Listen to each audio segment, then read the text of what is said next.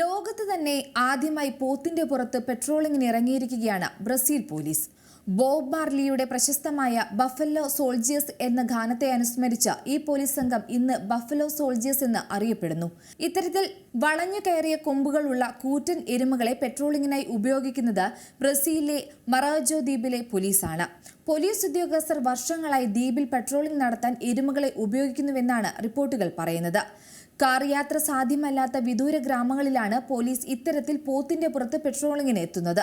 ലോകത്ത് കുതിരയ്ക്ക് പകരം പെട്രോളിങ്ങിനായി പോത്തിനെ ഉപയോഗിക്കുന്ന ഏക പോലീസ് വകുപ്പും ബ്രസീൽ പോലീസ് തന്നെയാണ്.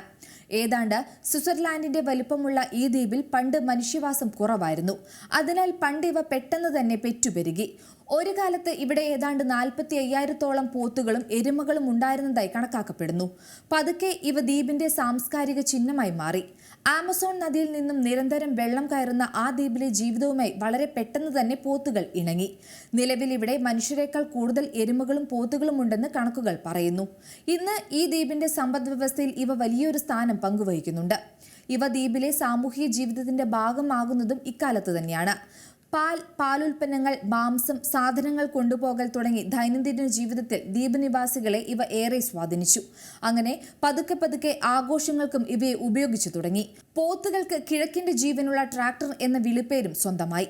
ജനജീവിതത്തെ ഇത്രയേറെ സ്വാധീനിച്ച പോത്തുകളെ പോലീസും നോട്ടമിട്ടു. ദ്വീപിലെ ചതുപ്പ് നിറഞ്ഞ വിദൂര പ്രദേശങ്ങളിലേക്ക് പോകാൻ ഏറ്റവും ലളിതമായ മാർഗം പോത്തുകളാണെന്ന് പോലീസും തിരിച്ചറിഞ്ഞു.